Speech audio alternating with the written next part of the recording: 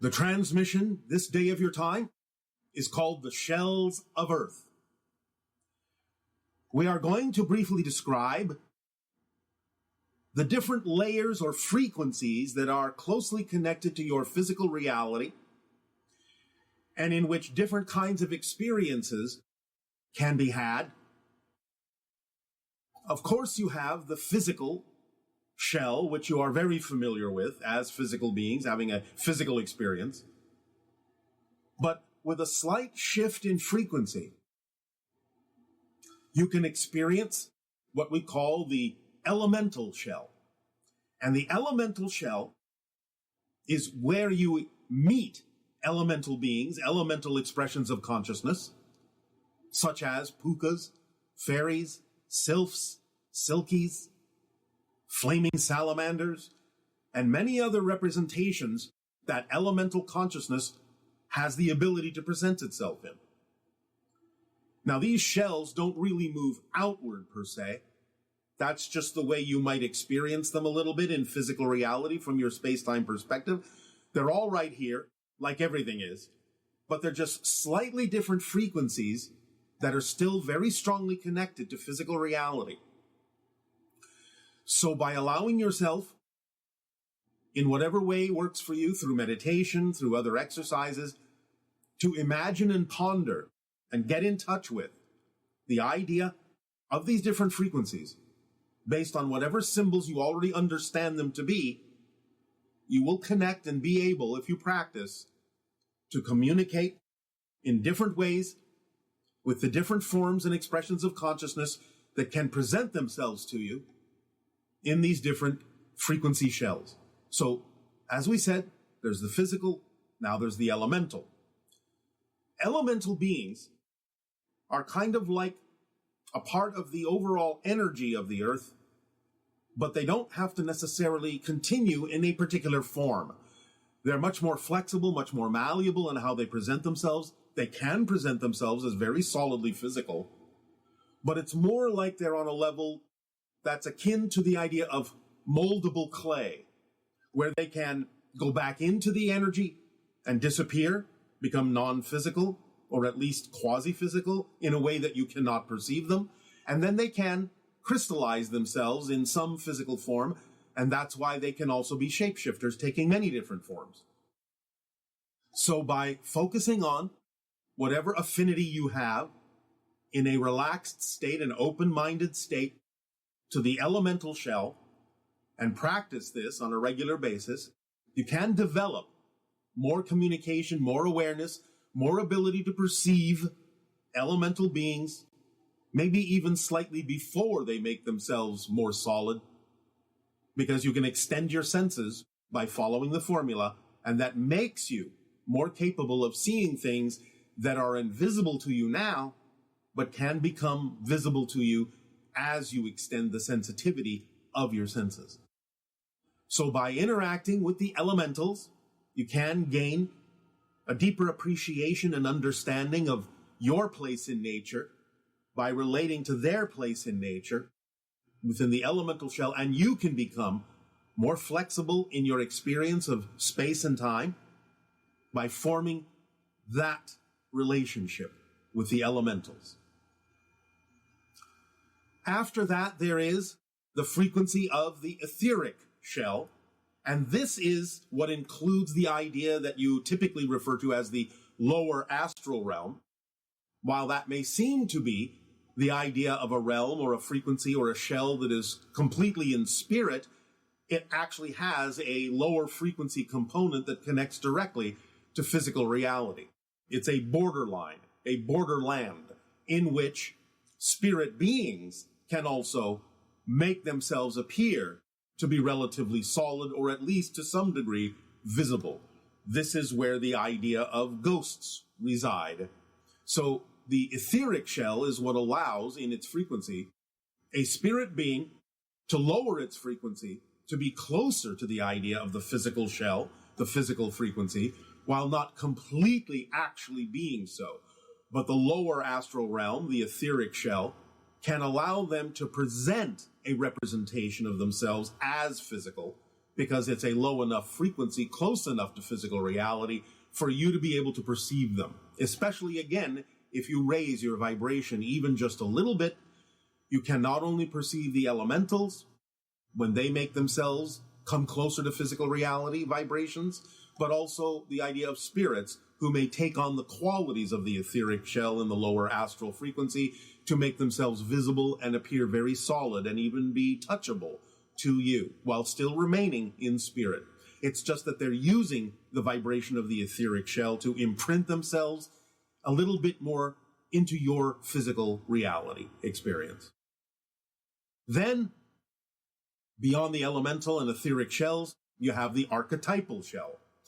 This is where consciousness resides and presents itself in kind of a small series of group collectives that represent symbolically different attributes of beings. So it's more of a symbolic representation, but you can still experience many of the representations of consciousness as if they are, in many ways, physical beings, but these are more representative of qualities.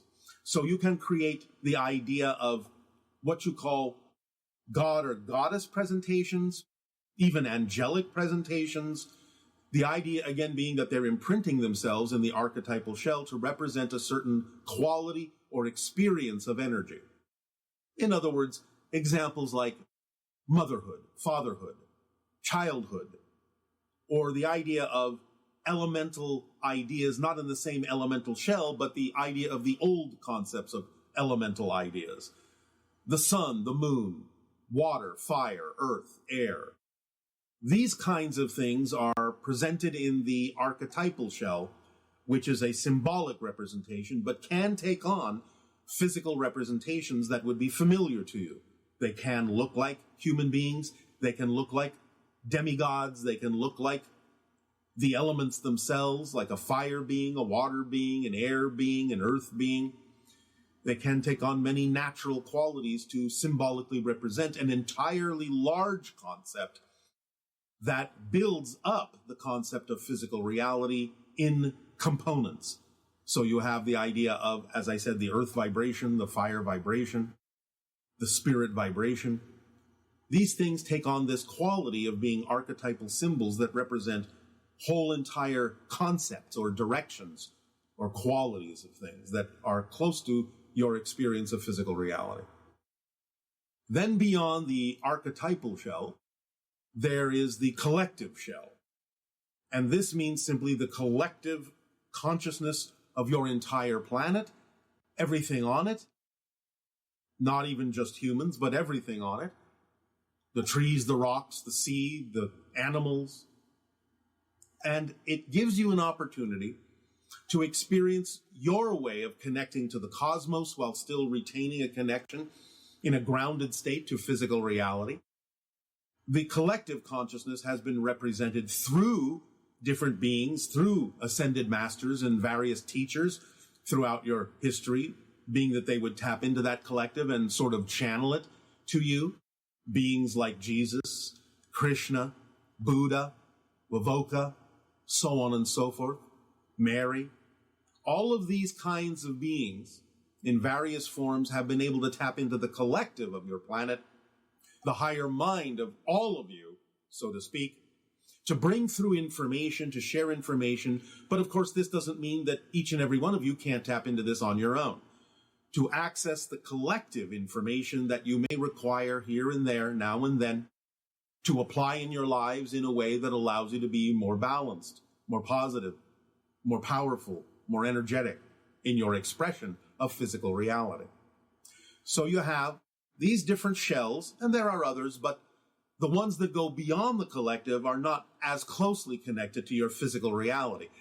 They then include the idea of going into spirit, higher dimensions, so on and so forth. And it doesn't mean, again, you can't tap into them, but these shells, the physical, the elemental, the etheric, the archetypal, and the collective, are the ones that are the vibrational levels most closely associated to your experience of physical reality, and on which you rely, whether you know it or not, on which you tap into, whether you know it or not, more often than not, to guide you in life and to experience the connections that you may feel to nature and the collectivity of your entire species and your reality as you experience your journey on Earth. So allow yourself to practice this by opening up in your imagination, whether through a meditation or whatever technique you wish. Even gardening can do it because you're close to the earth and close to nature and start to feel yourself as connected to nature. And even the idea of the cryptic meditations that Willa has delivered to all of you will aid and assist you in getting in touch with the elemental level and maybe even the etheric, because again, physicalized spirits of the lower astral are also part and parcel of the cryptic and nocturnal journeys. Then you can go into parallel realities at another time. But first, gain some insight and gain some familiarity with the etheric shell and the archetypal shell and the collective shell, along with the elemental and the physical. And you will feel more things happening synchronistically that contain and include experiences within those shells, so that you broaden and enrich your experience of physical reality beyond the physical shell, but only into those shells that include the ability to connect to physical reality in a way that serves you best in life, on your path, on your journey of being more of who you truly are. I'll say good day to you this day of your time. How are you all?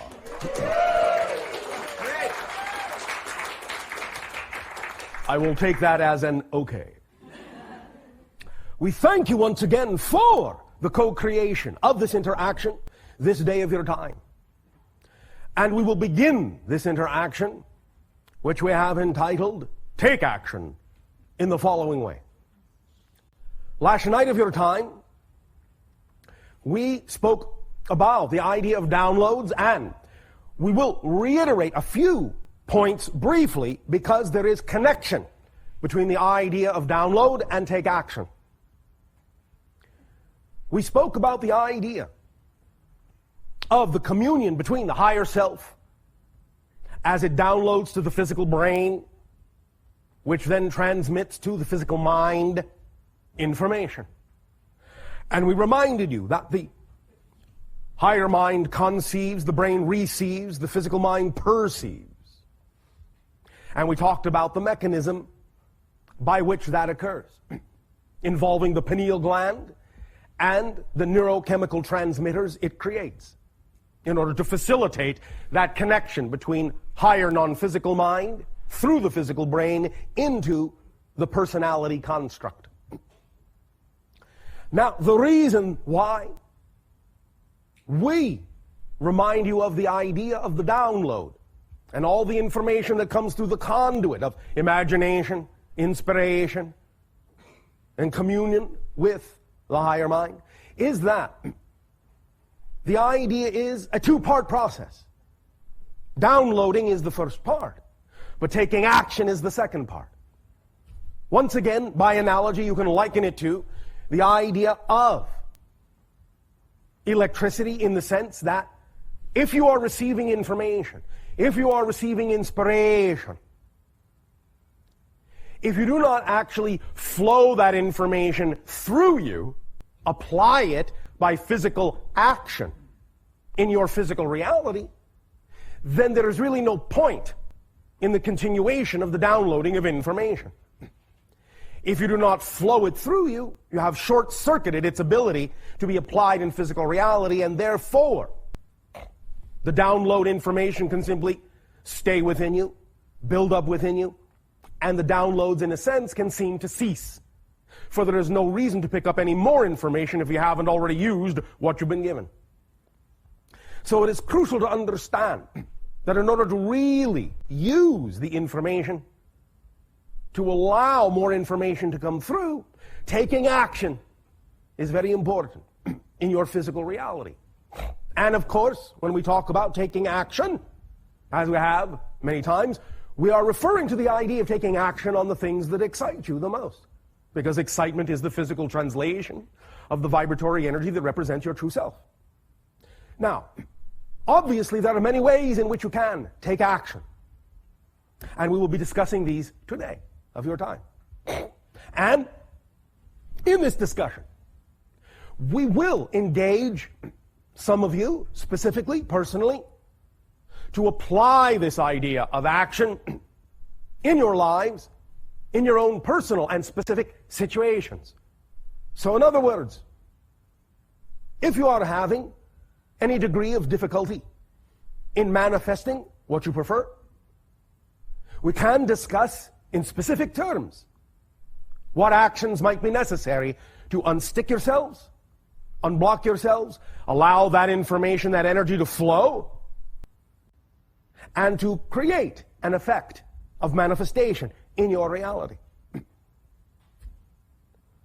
But let us remind you, once again, of the basics of taking action, because as we talked about when we spoke of the idea now on your planet that is labeled the secret, and we talked about the secret of the secret, is that it's all well and good to have passion about a thing, but you must also be passionate about having passion in order for it to really continue. Many people will say they are following and acting on their passion, but they give up all too easily when they do not get what they expect. The idea is that if you're not passionate about being passionate, then the idea of the passion will not be sustained. For the idea is that which truly you are passionate about, you would never give up on. You would look for any avenue, any way, any methodology whatsoever by which to pursue that idea. Now, once again, when we talk about the idea of taking action, it is within the context of understanding that it is to be without specific expectation. You can have, for lack of a better term, the expectancy that it will bring you what you need, what you require. It will increase, accelerate, and expand your joy, your creativity, your passion. But the expectation refers to the specific way in which you might envision a thing coming to fruition. And as we mentioned last night of your time, the idea is that your physical mind does not really have the capability of knowing exactly how a thing may manifest.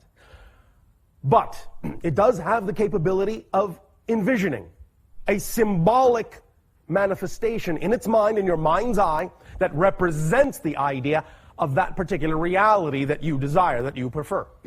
Now, we are not saying that what your physical mind might imagine as a picture that represents that reality you prefer cannot manifest. We are not saying that. It can, and sometimes often does, exactly as you have pictured it. But what we are reminding you of is that whatever it is the physical mind is capable of conjuring up as an image of that so-called preferred reality, that idealized reality, that desired reality, is not, even though the physical mind may think so, necessarily the highest depiction of that reality you actually desire, of that state of being. The physical mind can only imagine so much in the context of its physical reality. It is not capable of handling too much information at the same time. And it is not capable of perceiving certain things that are the domain of the higher mind. So the idea is that whatever it is you picture as a vision of the reality you prefer, you can use that as a template, you can use that as a guide, you can use that to allow yourself to feel, to identify and feel the vibration, the excitement, the passion that represents that reality. But please remember and recognize that whatever the picture is you have that is conjured from your physical mind is, to you perhaps, seeming the highest possible representation of that idea, but to the higher mind, it's the lowest possible representation of that idea.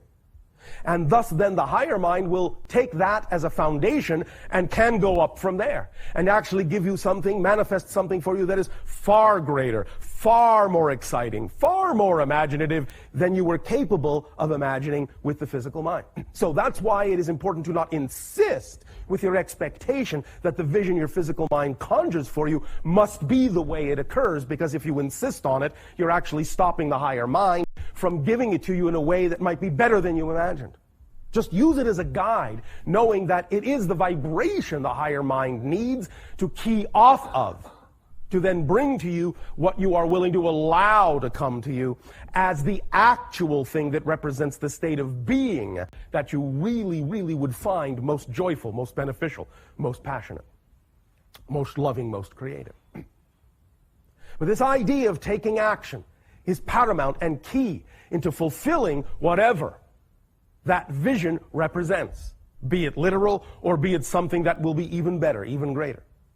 Taking action, because you are physical beings. The idea of actually acting on your excitement is making a commitment. And it is showing, it is demonstrating to your higher mind that you are willing to commit to that reality, to that vibration, to that state of being. That you are open to receiving anything that is of that state of being. It is also being willing to look at anything within yourself.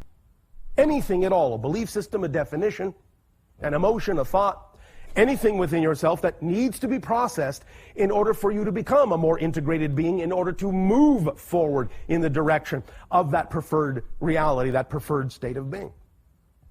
As you take actions in your life, in the direction of the things that excite you the most, you will start a process, start a ball rolling, as you say, that will unlock certain parameters within your personality construct. Certain beliefs and certain definitions will then be brought to your attention. You will be made conscious of them.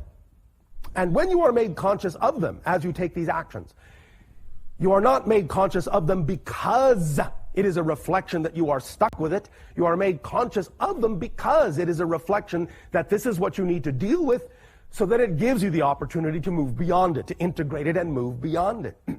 So anytime anything like that comes up, even if you didn't expect it, it is a joyful event that gives you the opportunity to propel yourself through it and beyond it if you will act upon that circumstance in that way, from that positive point of view. Labeling it as positive, that it is there, using it in a positive way as a stepping stone to the next stepping stone. Remember, every point, every idea is a stepping stone. And if you don't validate the one that's there, you cannot use it to get to the next one. It will be as if there is a gap.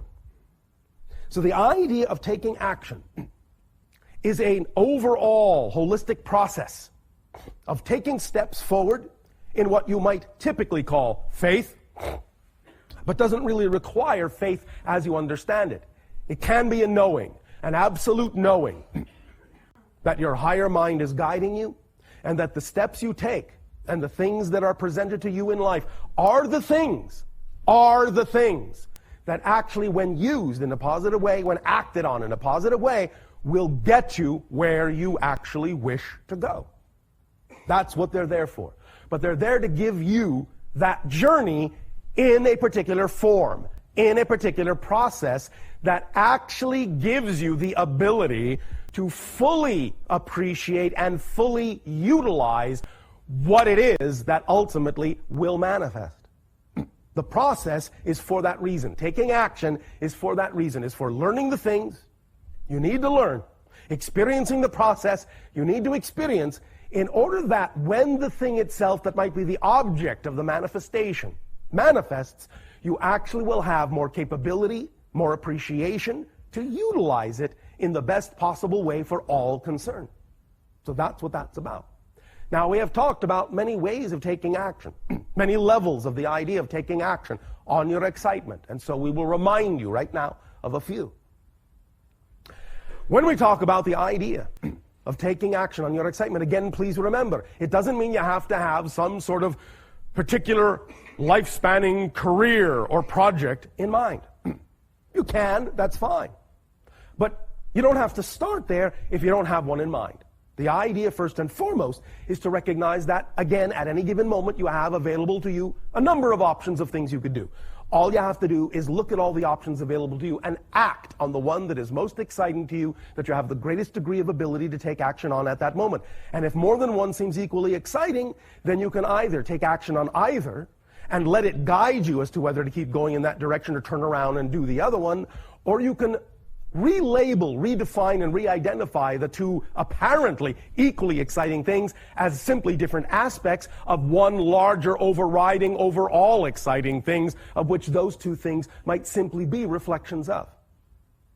It's an opportunity to consolidate and integrate the idea of your excitement and recognize connections where they exist, if two things seem equal to you in excitement. But if they do seem equal, it won't matter really which you take action on, based on the idea of which you have the greatest ability to take action on. So that's the first criteria. Choose whatever it is that is the most exciting. Secondly, that you have the greatest degree of ability to actually do something about. And take it as far as you can until you can take it no further. Then, when you reach that new crossroads, look around for what opportunities, circumstances, and situations are, once again, most representative of the most exciting thing. And choose that and act on it. Now, once again, it's not about looking for those things that you think are supposed to appear connected to what you think excites you. It's simply about following whatever is most exciting and knowing that the reason it's most exciting is because it is connected to where you want to go. That's why it's exciting. Not because it has to look like it's connected. Because very often the things that excite you the most will not necessarily appear to be connected to other things that excite you. But they may actually, in fact, be representative, moving in that direction, of the path of least resistance. Your physical mind may think that the path of least resistance is this way, but your higher mind will show you, through the idea of what comes with the most excitement, what the path of least resistance actually is, even if it seems a little bit circuitous at first.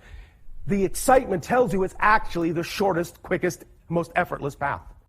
Trust the excitement. Trust the passion. It will lead you in the proper direction. It will allow you to process what you need to process. It will allow you the synchronicity that you need to experience. And it will get you where you're going in the best possible way, with the highest amount of ability and appreciation to use what you manifest. Now, synchronicity plays a big key in the idea of taking action. Once again, when you are willing to really put yourself out, take action, make a commitment to the things you say excite you, do whatever it is you can do to make that a physical reality for yourself, to make it real. To feel it, to taste it, to smell it, to touch it, to see it, to hear it, to really make it as real as possible, taking action, physical activity on that thing that excites you to whatever degree you can. More and more synchronicity will occur in your life that will bring to you the right people, the right places, the right time, the right support, exactly when you need it. It may not come 1 second before you need it, but it will not come 1 second later than you need it. That's what synchronicity is all about. Perfect timing. Perfect timing. The coming together, the right place and time of all the elements that demonstrate to you that everything is one, that everything is connected. And synchronicity is the linear space-time representation of that fact, that everything touches everything else, and that any part that needs to be there in your kit will be there exactly when you need it. Not a second later, but not a second sooner. Because if you don't need it, there's no point in it showing up. So many times we know that one of the reasons many of you hesitate to take some of the actions that are necessary to get things rolling is because you're waiting for something to show up, thinking, well, I'll take the action when that thing's there. But in fact, it actually works the other way around more often than not. When you take the action, then that thing is there when you need it. And that's what you need to learn to trust, is that that's how the kit usually works. Sometimes it might be there first, but many times it may not be. But that should not stop you. The whole process will occur when it needs to, in exactly the manner that it does. Now, in terms of taking action, we have also talked about the idea of creating as solidly as possible the vision that you have in your mind of what represents your ideal reality. We have talked about the idea of mocking it up in physical terms, simulating it, if you will, as best as you can.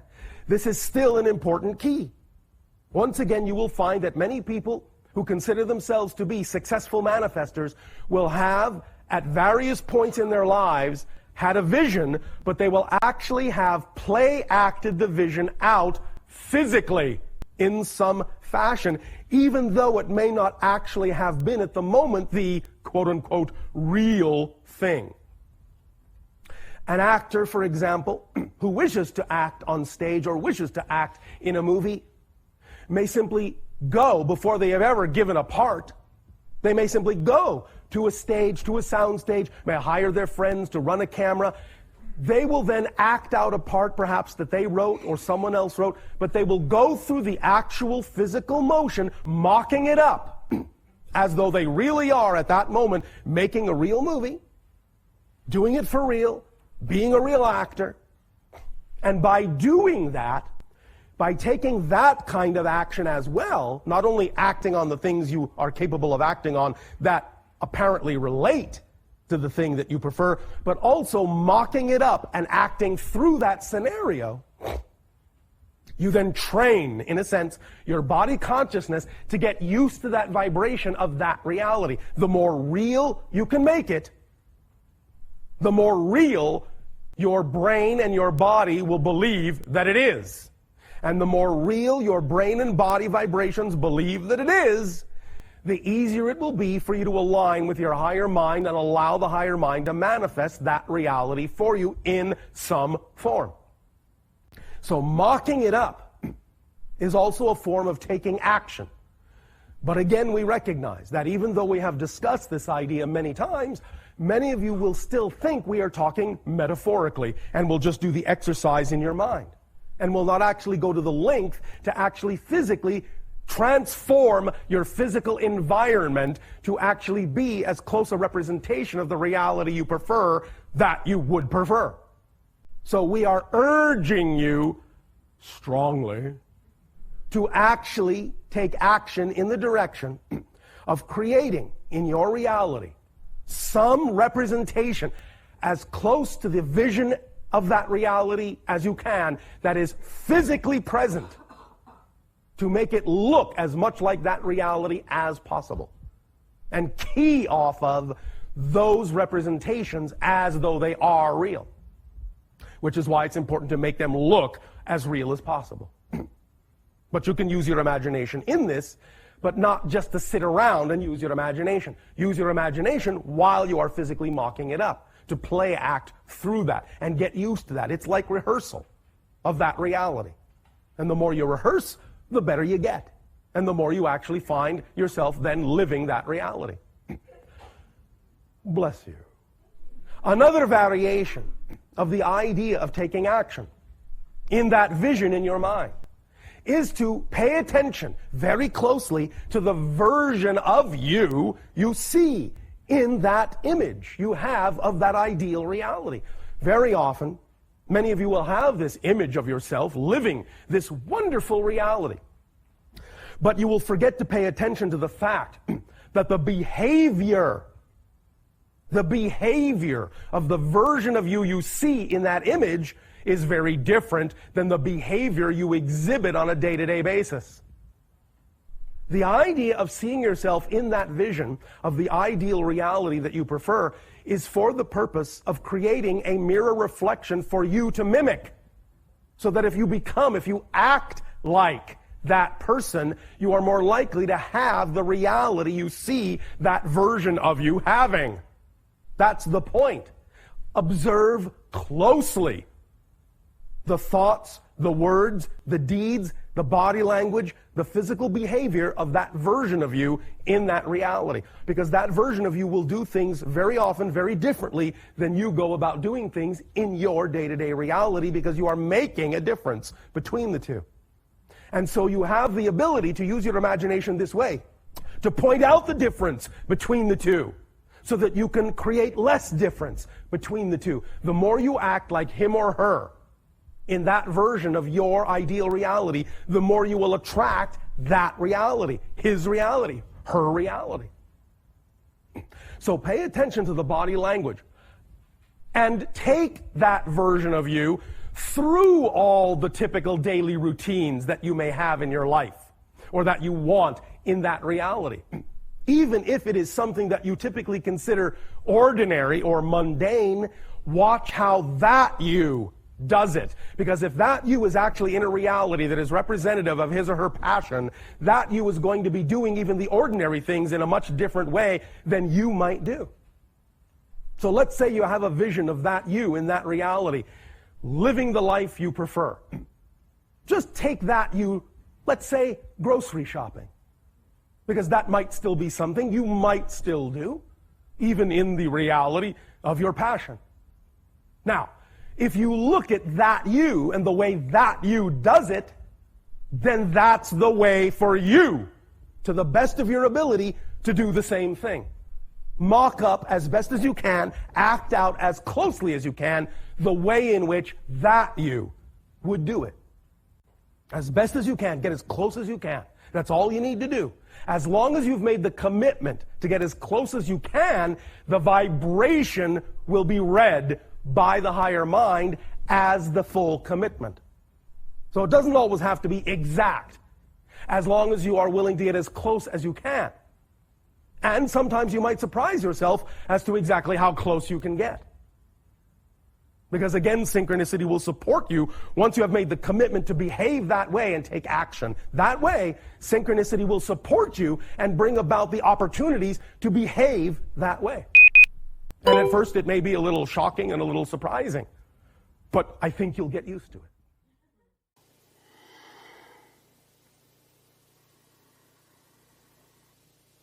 it. I'm going to say good day to you this day of your time. How are you all?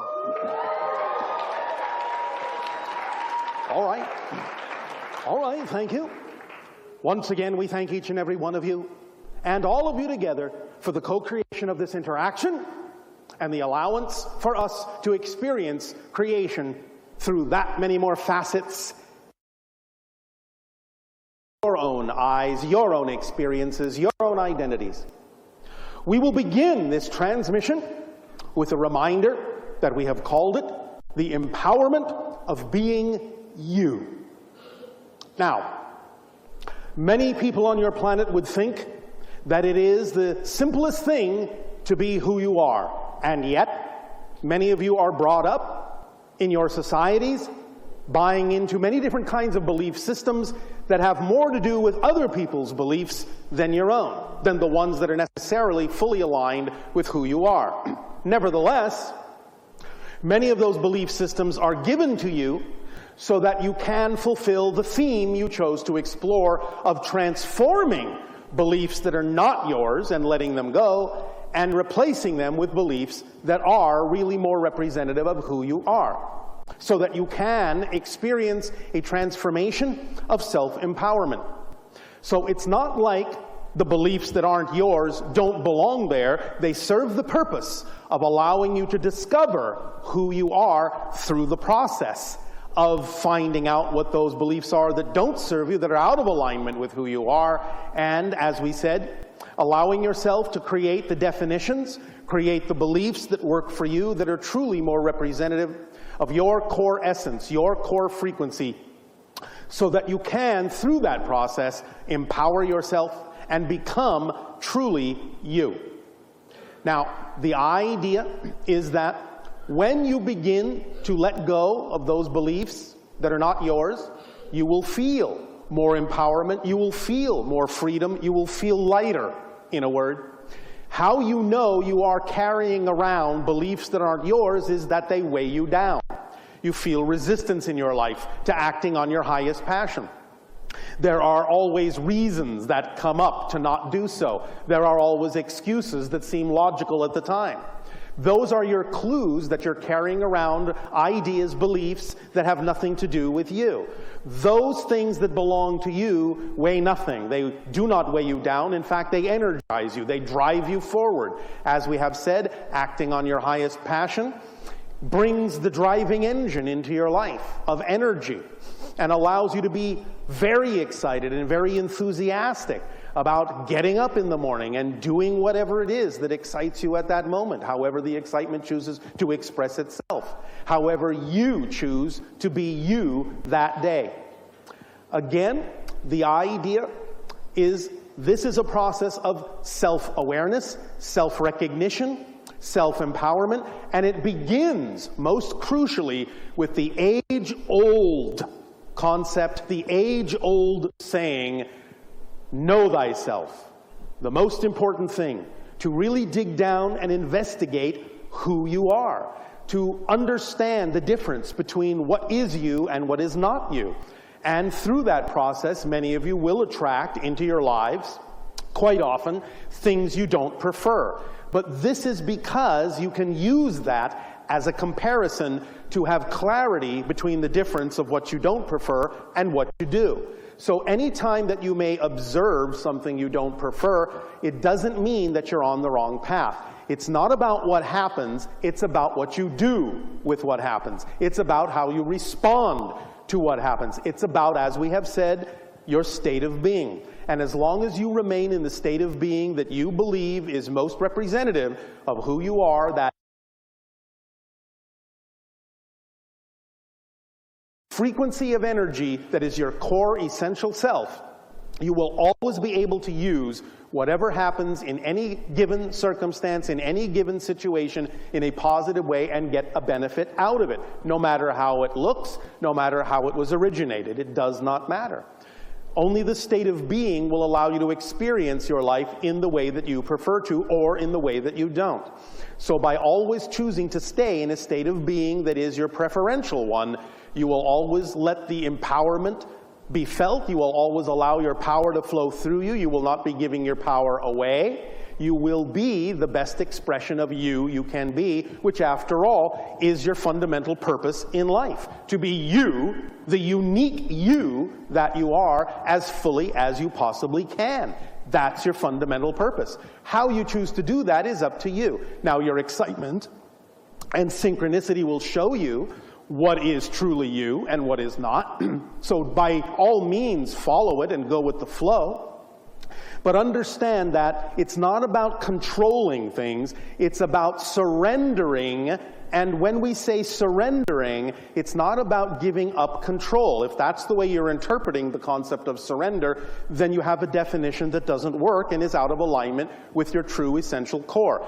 Surrendering does not mean giving up control. Surrendering means allowing yourself to let go of what you think control should be and actually accept the control you already naturally have. Because you all have it. You're all in control. You're just playing a game to pretend that you're not. So it's about letting go and going with the flow of the current that is truly you, because that current will carry you exactly where you need to be carried. That's what surrender means. You're surrendering to the control you already have by letting yourself be carried by the current that is truly you to the places you really need to go.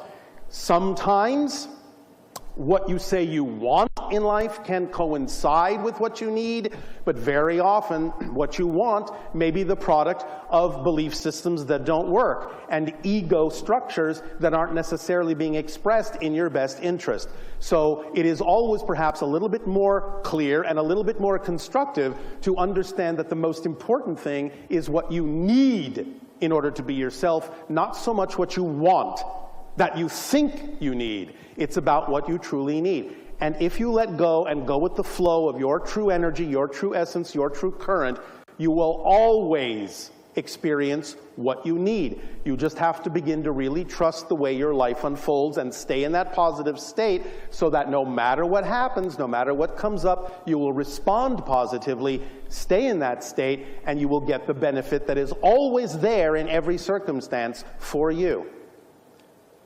Is this making some sense to you? Are you sure?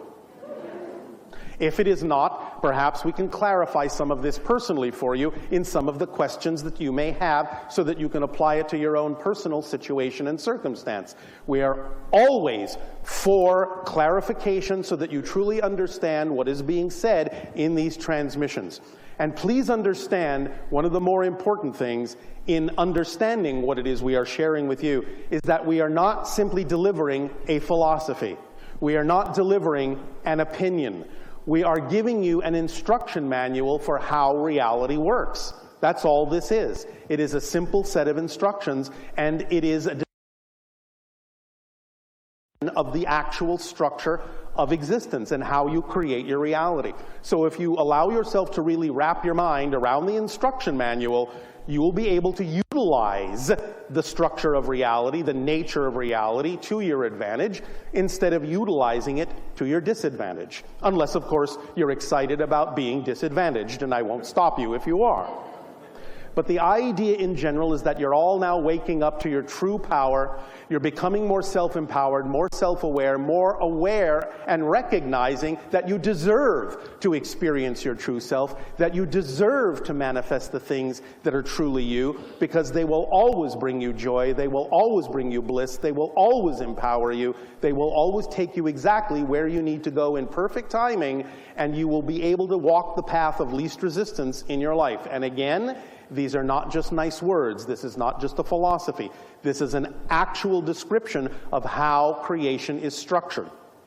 So if you begin to really understand that this is an instruction manual and that there are very few instructions in it, that it is truly a very simplistic idea, then you'll begin to be able to utilize these tools that are contained within it in a very clear and precise and powerful way, and you will experience your life transforming very magically, very synchronistically in every single area of your life to which you apply these tools, these instructions, these understandings. And you'll be able to walk through life in a self-empowered way, being the you truly are, the you were created as, and you will, as the puzzle piece, fit perfectly with all other puzzle pieces who are also truly being who they are.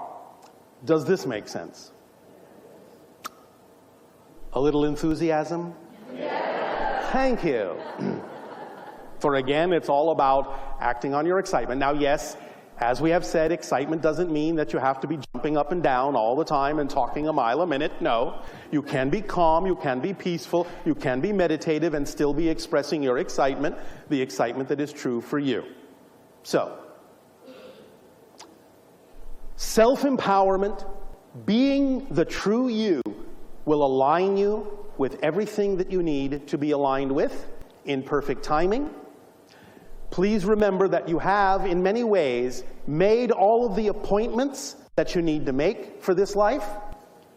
All the things that you need that are relevant for you can manifest for you in perfect timing. And that the only exception to this is to spend your time and energy wondering and worrying if you will miss an appointment. That's the only way you will miss the appointment. If you don't spend your energy and time wondering and worrying if everything that needs to happen will happen, then everything that needs to happen will happen. But it will happen in perfect timing. You're not necessarily always the arbiter of what that timing ought to be. But if you trust the way your life unfolds and you trust the synchronicity tool within the kit of excitement, you will see that whatever amount of time the timing occurs in will actually always be perfect for the amount of time you needed to experience the process of getting you to that point, so that by the time the timing unfolds, you will have the deepest possible appreciation, the deepest possible understanding, and the deepest possible experience of whatever it is that is unfolding in perfect timing for you. There is always a reason to go through the process. If the process is necessary, it will always enrich you and give you the ability to fully use whatever it is that manifests for you. Always. Again, by trusting the way your life unfolds, by trusting that you already have the vibration that you need to give off. It is always radiating from you and always manifesting exactly what needs to be manifest at exactly the right moment. Now again, even if what manifests is you, shall we say, are capable of observing neutrally that it may not be what you prefer, still recognize it must be there for a reason. And that reason is to give you an opportunity to empower yourself by recognizing that it's not what you prefer, but not going into a non-preferred state about the fact that it is manifested. Stay in your preferred state, and you'll be able to always extract the lesson, the learning, the benefit from even things you don't prefer, because you will be in a state that will always allow that thing to translate in a way that benefits you, to translate in a way that aligns with who you are. Does that make sense? All right. Enthusiasm? Thank you. Meditation? Thank you. So, let this sink in.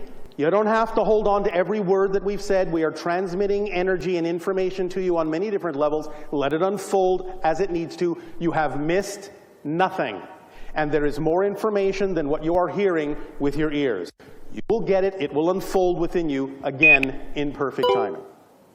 At this timing, I'm going to take a day to you this day of your time. How are you all? All right. All right, thank you. We would like to begin this transmission by reminding you that it is titled Mirror, Mirror.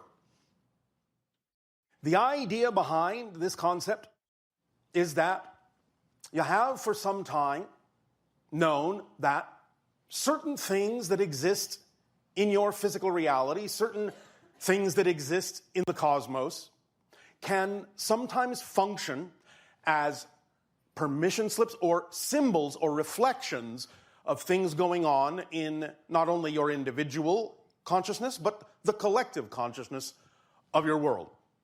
So the idea is that these reflections can be looked at, can be understood in a manner as to reveal and illuminate some of the changes going on within you that you may not necessarily immediately see physically, but can give you an idea of what's happening deep within your consciousness that may ultimately move forward and crystallize enough to begin to experience those reflections in your physical world. One such thing that you have used for some time is the permission slip that you have called astrology, where you are looking to the signs and symbols in the stars and planets to be somewhat representative or reflective of certain themes you have chosen to experience in life. Now again, these things do not in any way, shape, or form control you, but they can reflect what's already been laid down by you from a higher level of consciousness. And in using them as that symbolic mirror, it can, depending upon whether you have an affinity for that particular kind of sensing, be used to help bring insight to the things that may not be immediately evident within your consciousness, things that might be in your unconscious mind, your subconscious mind, revealing more about yourself to yourself in such a manner as to allow you to move forward in your life in a more clear and conscious way. But we would like to address and use this concept in a different way now. We have begun to talk about, in these transmissions, the changes that are now going on your planet. Obviously, you are having a lot of fun in your country at this particular moment. As we said, as the ramifications of all the things that changed in the fall of 2016. So let us continue to illuminate some of the things now that are going on and represented in the cosmos as to what is physicalizing in your world. We have discussed from time to time the idea of parallel realities, and that the concept of you experiencing time is actually your consciousness shifting through billions of different versions of Earth, billions of different parallel realities every single second, and by doing so, creating this illusion you call time and space and change.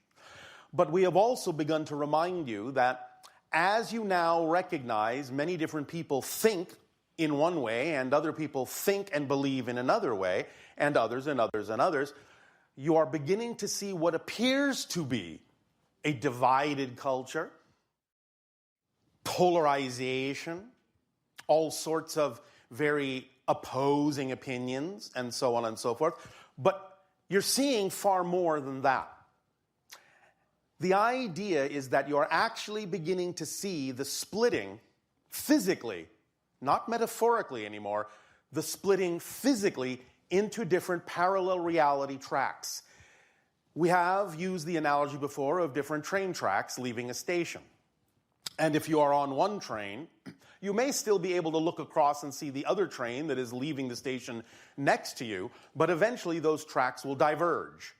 And over time, you will find that it will be more of a challenge to see the other trains on the other tracks or even reach those other trains, and eventually you will no longer see them at all. You'll be in your own reality experience, only experiencing the things that are relevant for the train that you are on. Now, the idea is that this split has now begun to happen physiologically. You may not immediately recognize this because you can still see what's going on the other trains. You can still see that there are people who are vibrating at different frequencies from you that are vibrationally incompatible with what you may be experiencing or prefer to experience in your reality. Nevertheless, just because you can still see them doesn't necessarily mean that you actually are existing physically in the same reality. At this particular moment in the split, it is transparent enough and close enough in frequency that you can still perceive other parallel realities, but you have actually started to diverge physiologically into different parallel time tracks. The symbol that represents this idea in the cosmos with the stars and the planets has been scientific discoveries that you have made in recent times. The first one of significance being that your astronomers discovered what you would call a relatively Earth-like planet around your closest star, Proxima Centauri, that could possibly support life as you understand it.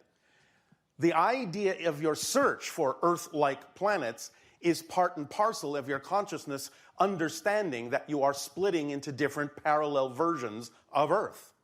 So it's reflected by the fact that the first one you've discovered is around the next closest star to you, and that right there, as soon as you discovered and recognized that idea, was the beginning of the actual physical split into different Earths. But you started with the idea of yours and that one.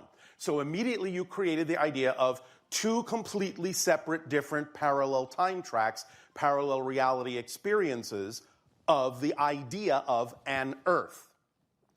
As many of you know, however, more recently, your astronomers have reported that they discovered another star system, what you call a red dwarf by the name of TRAPPIST-1, that actually has, amazingly enough, 7 Earth-like planets orbiting it.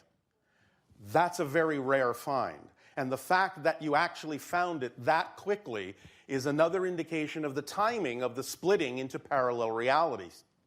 And so you went then from 2 all of a sudden to 9, including the 7, the one around Proxima Centauri, and your own. So now you have a cosmic reflection of the fact that the split into parallel realities is now inclusive of 9 different parallel tracks. This will continue as you discover more and more Earth-like planets around other stars. That will continue to represent and symbolize energetically and reflectively the idea of the actual physical splitting into different parallel tracks. And as this gains momentum, you will begin to experience more of the physical results of that split.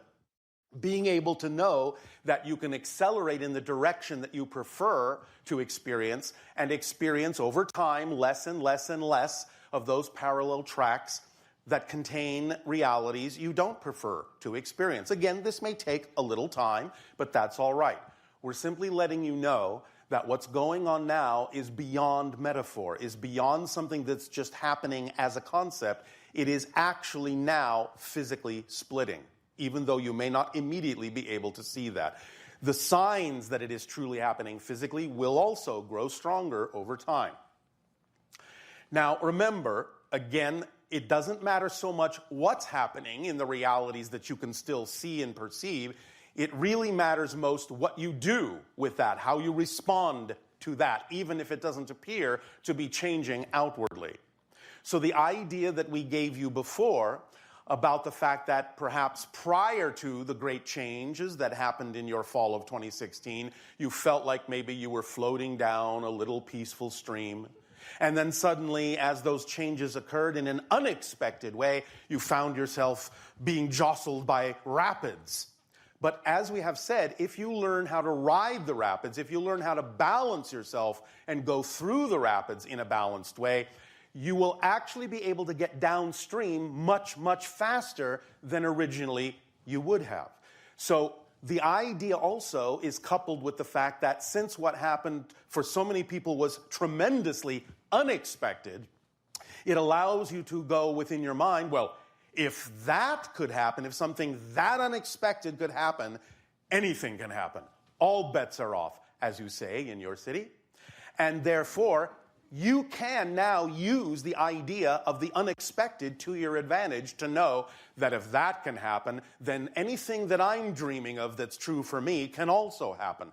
So you can use that energy, even though it may be representative to many people of things they don't prefer, you can use that energy to accelerate you in the direction that you do by letting go of how it appears and just using the momentum that it has caused and the breakout that it has caused, breaking from the status quo that it has caused, to know that now you are actually more free than before to create the reality experience that you prefer, and the reflection in the cosmos of all the different Earth-sized planets you are now discovering are a reflection that you have started that physical split. And the more you stay in the energy and the state of being that you prefer to be, and the more you act from that state in your life, and the more you define everything that happens in your life in a way that allows you to extract a positive and beneficial effect from it, the sooner and stronger you will experience the physicality of the splits into the different parallel realities that we are now discussing with you. And you will see things changing within your world in ways you couldn't have imagined before, in ways you never would have thought could actually occur. But you will see an acceleration in this between now, specifically, your years of 2020. There will be many different things going on. If you take advantage of them in all the ways your imagination can, in positive ways, you will find that by the end of that period, you're going to be in a very different place in your lives, a place that would be more reflective and more conducive to experiencing your truth, your preference, in the way that you know is aligned with your core essential being. So, in looking to these reflections and paying attention to the discoveries that you're making in the outer reality reflection, you can then gauge what is really going on within the collective consciousness and even within your own individual consciousness as you become more and more aware of these symbols reflecting these ideas to you. Is this making sense to you? Yes. All right. So please have fun with it. Don't worry. Don't react to the things that you don't prefer, because remember, even if something crops up in your life you don't prefer, it's still there for a reason you can use in a positive way. Make it part of your excitement that things crop up you don't prefer, because it's going to give you an opportunity to see, by contrast, what it is you do prefer more clearly. That's how to use that in a positive way, instead of simply matching the vibration of what you don't prefer by moping about it. The idea is nothing affects you until you agree to be affected. You are changing your own energy to match the frequencies of things you believe are true. So watch your definitions and create new definitions that work for you, instead of just assuming that the ones that don't work for you are facts that you cannot change. The only facts that exist in your creation are the 5 facts we call the 5 laws. You exist, everything is here and now. The one is all, the all are one. What you put out is what you get back. Everything changes except the laws. Everything else other than those facts are not facts. They are perspectives, they are opinions, they are beliefs. And you can change every single one of those. I want to say good day to you this day of your time. How are you all? All right. All right, thank you. Thank you for the co-creation of this interaction, the allowance of this transmission. This day of your time, this transmission has been titled The Protocols of Contact. We will go through a general list of things that usually happen when we make contact, giving you an overview of all the different stages, all the different phases, all the different steps that are often involved in contacting a new civilization. Now, of course, depending upon the civilization, not every step is always necessary, and sometimes there may be additional steps to take into account the belief systems of the society, the way the society functions, so on and so forth. Nevertheless, this will give you a general idea, not only of the phases of first contact that we engage in our society, but it will also give you an understanding of exactly where you are on that schedule. So, we will go through the list. Some things will be self-evident. Some things we will provide a little tiny bit of an explanation for, just to clarify the idea. Nania, with your assistance, please read the first thing on the list. Okay. Number 1, discovery of the civilization. All right. Now that's relatively self-evident. We become aware that such a civilization exists and is at a stage where the first phases of communication, connection, and contact can occur. In your case, we understand you've arrived at a place, and have for some time, where you've begun to realize that you may not be alone in the universe, and you begin to send out a vibrational invitation that says you are curious about learning more. And then next, observation of the civilization. we watch, we observe, we measure the energy. This is where you begin to see upsurges in what you call UFO activity around the globe. Begin to take stock of exactly what the situation is on the planet. In your case, of course, we discover that you have different nations, different factions, different kinds of belief systems, and we begin to formulate an understanding of how to relate to the vibrations and reality you have set up for yourselves. And next? Determine the potential for contact. Again, in taking all these readings and in assimilating and integrating all the information, we come up with an understanding of the probability for which contact may occur within certain time frames. And next? If contact potential is high, choose a life or connection in the civilization. So as we have said, the channel in your linear framework is one of our past lives. We almost always choose a life in the civilization that is ultimately going to be contacted, so that we can, through experience, understand the civilization more deeply, and then be capable of drawing upon that with the future self of that being, which in this case is me. So the idea is also that because we do this, it gives us an ability to understand the references, the idioms, the culture, and allows us to be more relatable, and you more relatable to us. Without this process, without this step, things would take a little longer, because we would be literally too alien to each other, because our society in many ways is very different than yours. And even the small amount of what we have described our society to be is a tiny percentage of the way we actually function. Much of what goes on in our world, in our reality, we haven't even delivered to you yet as information. Nevertheless, we have enough understanding of each other to communicate. Then you want to design the life to provide necessary elements for future contact. Yes, so the past life will then go through a pathway, a process that will give them what they need for the purpose of the future communication. And in this case, in the channel's life, there were certain incidents that occurred that prepared the channel to have the ability to do this when the time was appropriate to begin. Generate sightings and observe reactions and responses.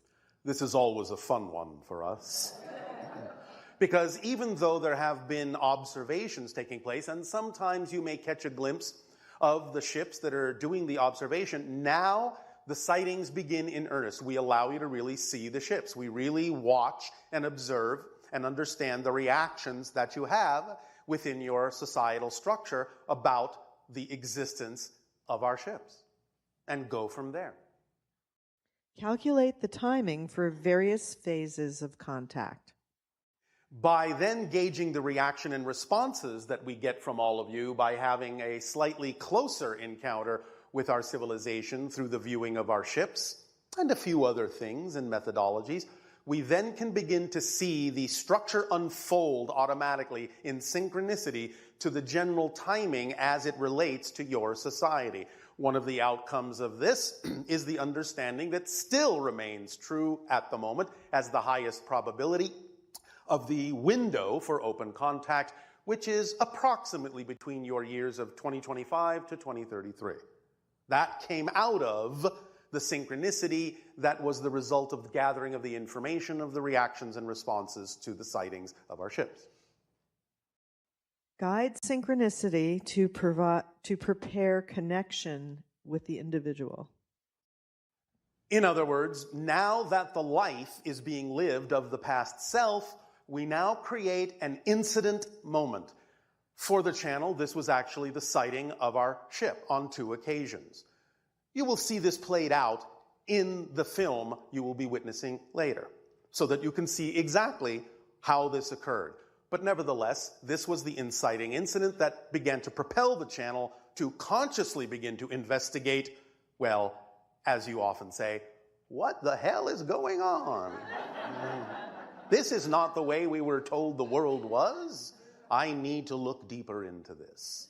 Which then led him down the path in a more accelerated way to learn what he needed to learn so that when the time came to do the channeling, he would be better prepared. Initiate connection with connection individual. So then, in the channel, through synchronicity, being guided to go into a channeling class and learn the idea of channeling, not even knowing he was going to become a channel consciously at that point, then the telepathic connection that occurred in that class was the beginning of the real communication, the conscious communication with the channel, to allow him to decide for himself whether or not to continue on that path. And so? Disseminate information over time. As you are seeing now, that we have done with all of you. Bringing through ideas and information into your society to see what you do with it. Observe reactions and responses to information. To see what you do with it. And this means to watch whether or not you are capable of remaining within alignment of your own energy and within integrity in your own society in the understanding, application, and utilization of the information. This will tell us a lot about how you will, in the future, react to more information and whether you're actually ready for it. Initiate higher level communication with the connection individual. This means that a blending begins if the individual, that is the past self, is starting to really open up to the idea and understanding of the connection that exists between us in the non-linear sense now, not the linear sense of saying, all right, that's my future self, this is the past self, but in the non-linear sense of understanding higher dimensional perspectives of this connection. For example, the idea that from a higher perspective, we are one and the same soul, one and the same being, expressing itself in what you would call 2 different parallel reality time frames simultaneously. Once the channel begins to grasp the idea, once the downloads to the channel begin to filter into his consciousness system, and he starts beginning to view things more 3-dimensionally, 4th-dimensionally, 5th-dimensionally in the way that we do, then there can be a heightened degree of acceleration of the kind of information that can be delivered through that connection individual. Choose additional individuals to disseminate the information. Thank you, Tadeo. Generate additional sightings to observe any changes in responses. So again, in phase 2 of the sightings, you will find the idea of such things then as the Phoenix lights and all sorts of things that stand out in a very, very powerful way to see again, what does the society do with this? What do individuals do with this? Many individuals began to become very accelerated after that kind of a sighting, although we also noticed that the society at large doesn't seem to want to talk about things like that still. But again, this is a general assessment. Obviously, we understand that there are different reactions and different rates of expression around your globe because of the different nations, the different belief systems, so on and so forth. So some parts of your world are willing to acknowledge these things a little bit more openly, and some parts still remain relatively clandestine about these issues and experiences. So again, we take readings to see where you're all at, both individually and collectively, with the more powerful, more blatant, more obvious sightings that are then presented to you. Generate contact symbols. This, obviously, such as what you're seeing here as the Sedona vortex array and many other kinds of symbols that are representative of the vibrational frequency of contact, then begin to also be disseminated into your society along with the general information, so that you can kind of have a shortcut version, a condensed version of the information and the energy in these forms as permission slips to help accelerate and see what you're actually attracted to use. Because this, again, your attraction to these symbols tells us a lot about what specific vibrational frequency each individual happens to be on based on what they're attracted to. Initiate phase-shifted contacts when and where appropriate. So in other words, this is the upshot of what we have said to many of you, in that while many of you are waiting for contact to happen, contact in many ways has actually occurred face to face. But they usually happen in a slightly shifted reality that is similar to your physical reality, but actually isn't your actual physical reality that you consider to be your normal reality. But then you forget that these things happen, and that serves the purpose of allowing you to remember that these things have already happened at your own pace, and we use the rate at which you remember as a measurement device to determine when you are ready for more conscious realization of contact. Observe the rate of recall of phase-shifted contacts. What we just said. Reassess and disseminate potential timing for open contact. And again, the window at the moment remains the same, although there may be certain small bubble windows here and there around the world that can be somewhat accelerated to the general window we have given you, depending upon other things that may happen in your society, for example, such as your own discovery that life might exist somewhere off your planet. Whether that means an intelligent civilization or not is not the issue. Just the very idea that you discover for yourselves that life is possible elsewhere other than Earth can change your mindset to help accelerate the idea of contact with other civilizations. Observe responses to announcement of timing. Again, by letting you know such things as the probabilities of contact, we again gauge how you respond and react to that, and it adds more information as to whether that window needs to slide up or down, or other things may need to happen with it, or other presentations may need to occur. Observe any changes in the status of the civilization.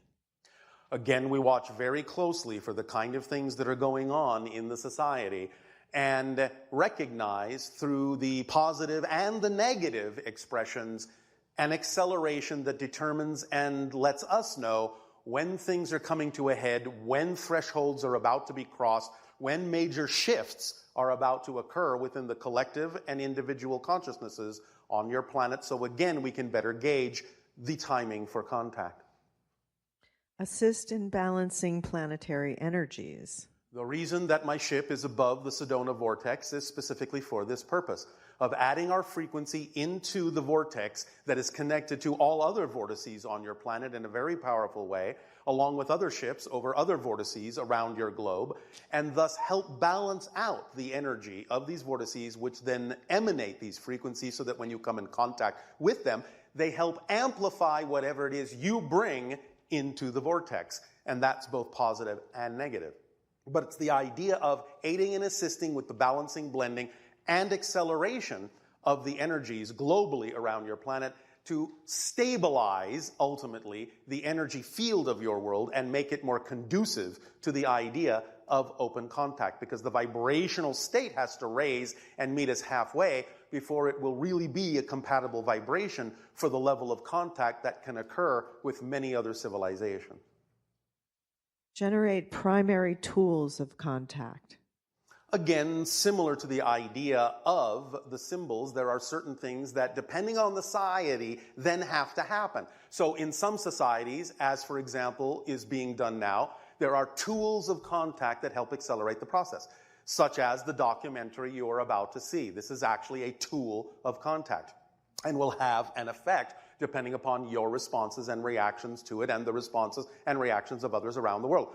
other civilizations on other worlds may require other kinds of societal cultural expressions, either something like a book or a play or some other form of information or creative expression that will allow them to engage with that tool in a way that will best serve that society to help accelerate the probability of contact. Initiate filtering of non-compatible states.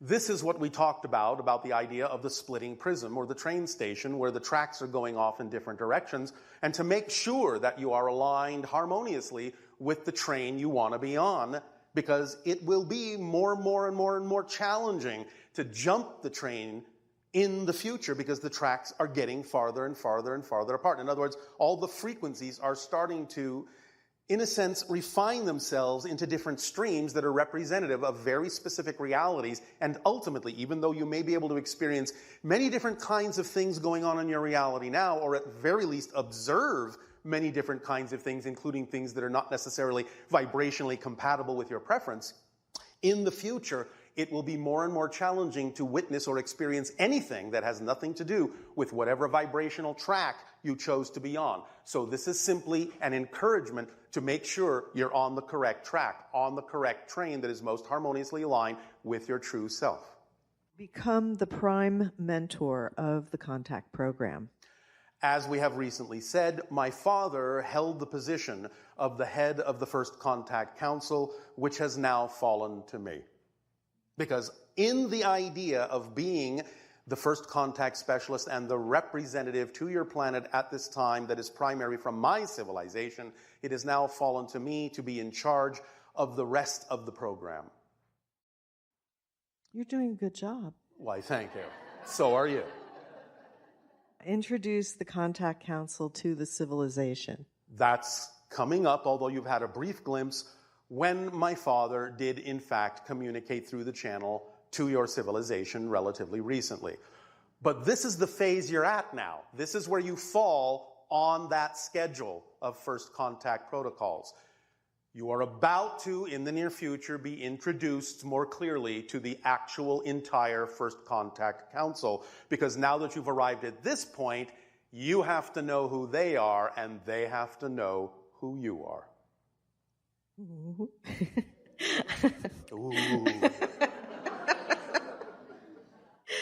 Accelerate sightings and awareness of life beyond the civilization. So again, these things are coming up. You're not in this phase yet, but it's approaching, sometime within the next few years. Observe responses. Yet again. And then initiate precursor contacts. We will be talking in more detail about the precursors in an upcoming transmission from your New York area. But the general idea is that there are certain kinds of beings that will elicit certain reactions from you when you are in their presence. And it is those reactions to those beings that we will be watching very closely to really determine how ready you are to actually have extraterrestrial beings walking among you as a matter of course. So we want to observe the reactions to that, to the precursors. And then we want to initiate isolated physical contact. Yes. This will start to become a little bit more toward the vibration of your physical reality, where we can begin here and there in isolated places, at isolated moments, the beginnings of the idea of open contact with certain individuals, certain groups that are ready for it at that time. And you want to expand contacts over time. Yes, and this will then be entering that window of 2025 to 2033, so that by the end of that window, there will be a general recognition across the entire globe that open contact with extraterrestrial civilizations has actually officially begun. Initiate final sightings prior to open contact. Yes, because open contact in the sense of some individuals here, some groups there, so on and so forth, is not the final open contact, which is with every single form of life on your planet, not just you humans. You are an entire system, and to us, open contact with Earth means open contact with Earth. the entirety of the consciousness in a variety of ways you have yet to imagine. But it's coming. Hence the need for interspecies communication. Yes. Observe responses to the final sightings. Yes. And then initiate open contact. Yes. And final determination for continuation of open contact. Because even at that moment, there may be things that people on your planet and whatever civilization we are contacting may make a choice to react negatively to, that we will then filter in and factor into the idea of whether the contact should occur in that way. Now, this may be anything from a slight adjustment to the way contact is occurring to the idea that contact should not continue at all. You will fall somewhere within that spectrum, and at that moment, based on true open contact, that will be determined according to what is truly best for the society and the civilization. Initiate information exchange. One of the informational exchanges, as we have recently said, that you would be given in open contact will be the delivery of your entire true history, filling in all the gaps that now exist in your understanding of your so-called past. Such things as true information about Atlantis, true information about your beginnings, true information about other civilizations that have come and gone on your planet, and many other things that you don't actually have recorded in your history right now for a variety of reasons. Initiate any special procedures. This will be determined at the time as to what any special procedures might need to be, because that will really be the true beginning of the incorporation and enlistment of your civilization into the interstellar alliance. And we will see what needs to happen for your civilization to allow such a transition to operate as smoothly as possible at that time, whatever your special needs may be at that moment.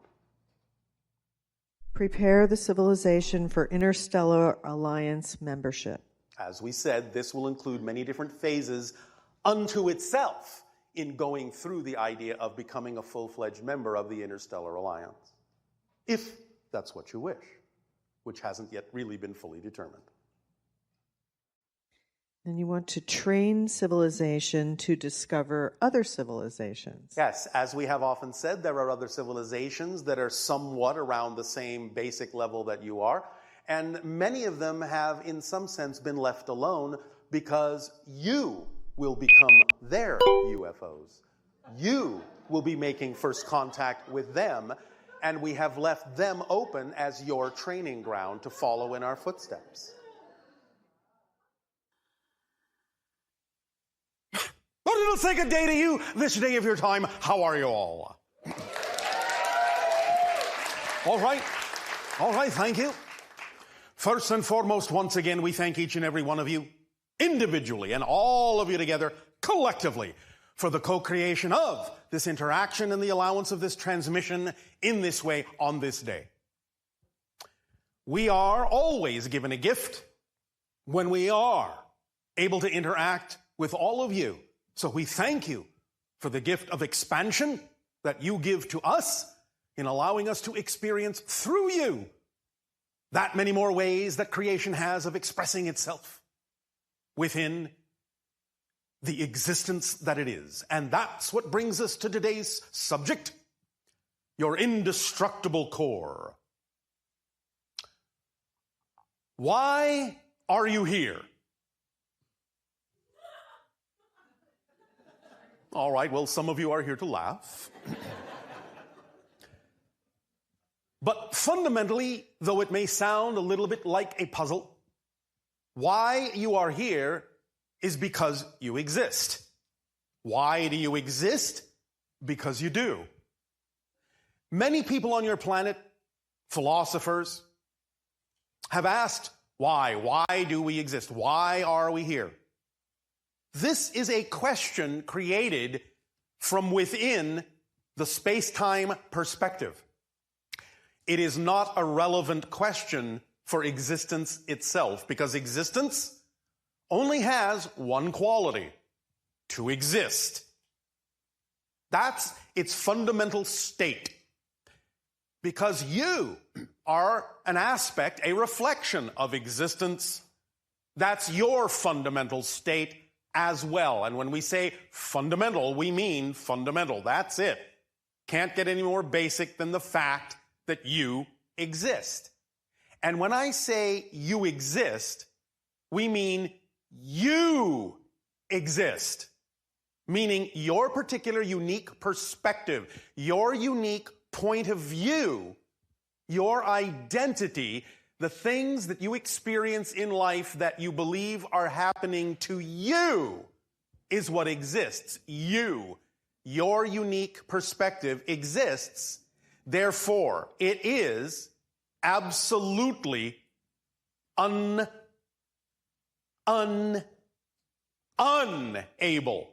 to not exist. The fundamental quality of existence cannot become anything else on an equally fundamental level. As we have often said, it can become any kind of form or expression, but it cannot become non-existence. By definition, non-existence doesn't exist. Therefore, that which exists cannot become that which does not exist. Because there's no such thing as non-existence.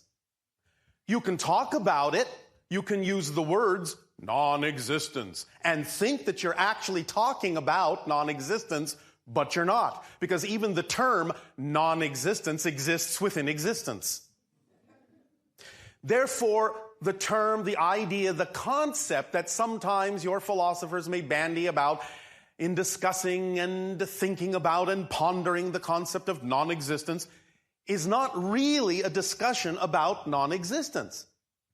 It's a discussion about a symbol that represents the idea of non-existence, but there can be no discussion. There can be no concept. There can be no conceiving. There can be no perceiving of anything that is actually non-existence, because again, by definition, there is no experience in that idea at all. Even if, just to push the philosophical point, you were capable of experiencing non-existence, you would never know it.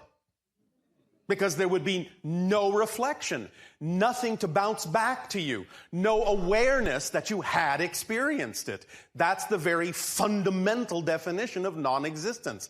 There is no existence there for you to have an experience of anything in.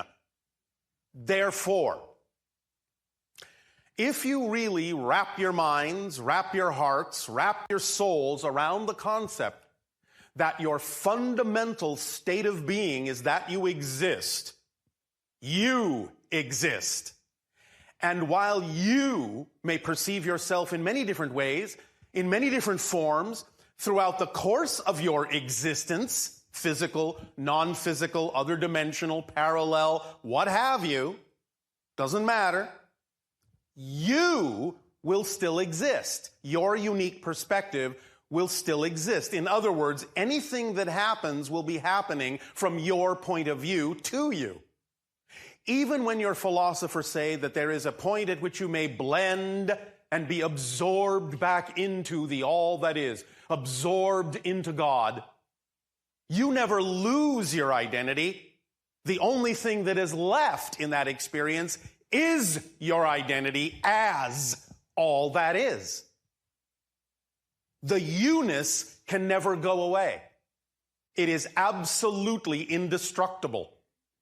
It is the nature and essence of existence itself that forms your indestructible core. You cannot destroy that. It is simply not possible. It is the direct expression of the first law of existence, that you do exist.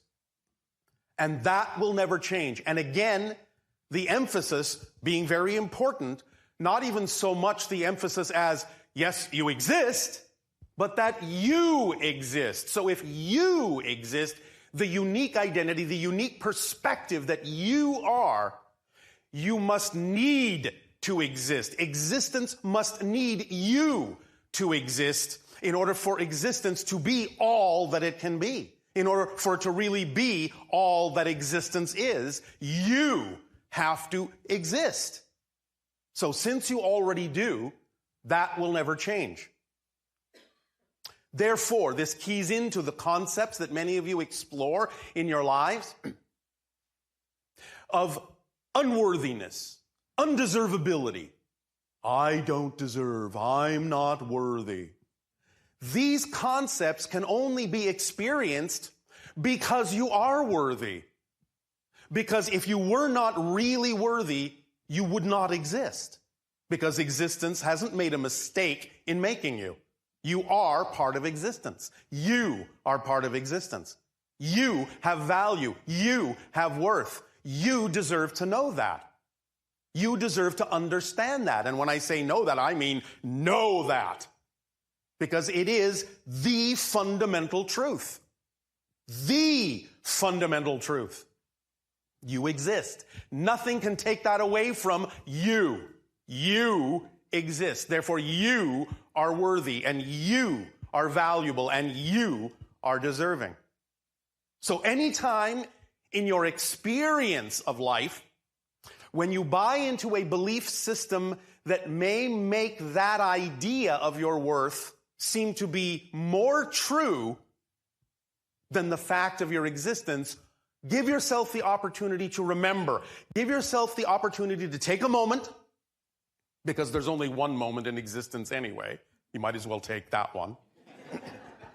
And in that moment, allow yourself to simply sit and be and realize that no matter what you may experience in life that tells you you are not worthy, you are not deserving, you have no value, no matter what you may hear, no matter what you may have been taught to believe is true, just being will confirm the real truth.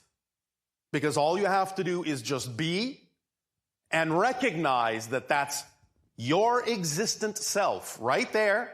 No matter what anyone says, that's never going to change, even if you may change the way you express it. But you must understand that whatever belief you may buy into is not necessarily the truth. It is simply an apparent truth. More discussion of this idea and a breakdown of this idea will be given at another time. But for now, the idea is when going through life, anytime you may doubt yourself, anytime you may fear, anytime you may feel unworthy, anytime you may feel less than, anytime you may believe anything else other than that you are absolutely valuable, take that moment that is your moment to take and just remember that you exist. That your fundamental core, your essence, your essential self, your essential point of view, your essential perspective can never be destroyed. It's all right to bring yourself back to zero, back to a clean slate. Anytime you become confused, anytime you feel lost, anytime you have self-doubt, take that moment, bring yourself back to ground zero. Let it be a clean slate and just allow yourself to remind yourself.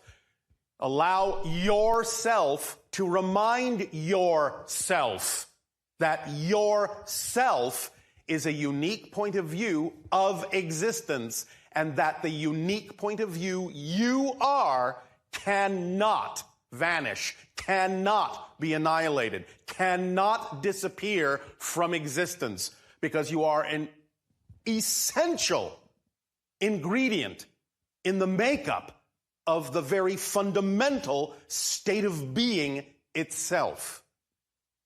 That is how valuable you are. That is how worthy you are. That is how deserving you are. So as you go through life, allow yourself to begin to feel that indestructible core more and more viscerally, more and more readily. Let it become a true physical experience for you, because it is real. Existence, obviously, is real, and you are a part of it, and there will never be anything you can do to change that.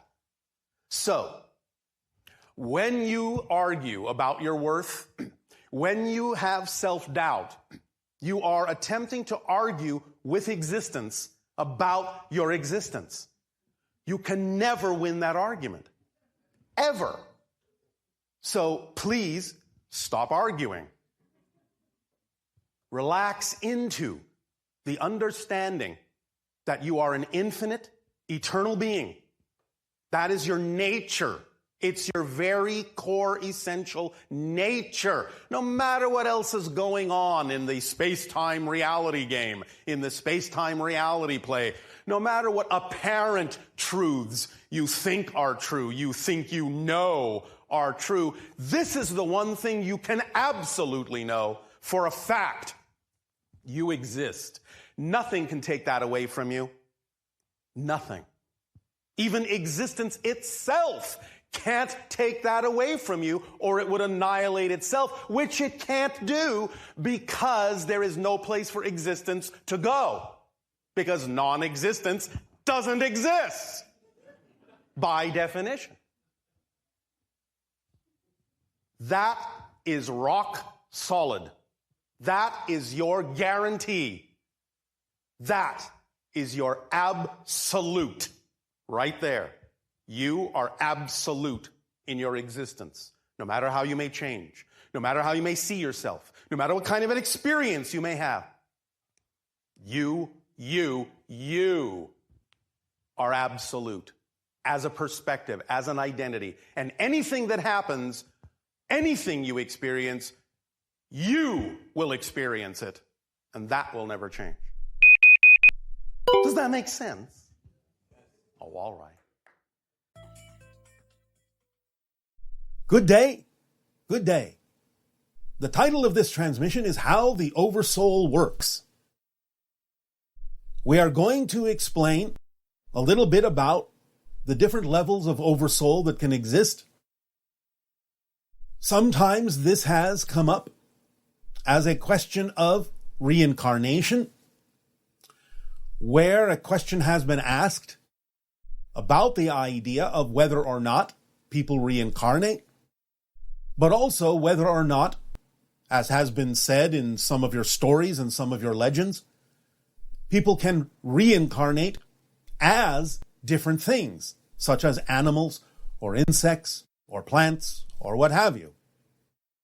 Now, as we have said, time in a sense is an illusion, and therefore no one really reincarnates in the classic linear sense, although you can create an experience or an appearance of reincarnation. But this is primarily viewed from your linear perspective, so it just looks like it works out that way, where one life happens after another, after another, after another. But that's not actually mechanically, as we have explained, what's happening, because everything exists at once. Everyone, everything, everywhere, every when, all exists at the same time. Therefore, being that everything does exist at the same time, what you are actually experiencing are cross-connections, energetic links to other beings that exist at the same time you do, in the same moment that you do. And by making those links, but coming from a linear perspective, you're interpreting those energetic links along which information is being downloaded to you, experiences being shared with you, and you might be sharing your experiences and information with these other beings at other times in your so-called history, past or future. And you interpret that information sharing as if it's a memory, as if it's something from the past, as if you, as the individual you are, lived before. The soul that you are lived before. Again, this is not the case. All things are happening at once.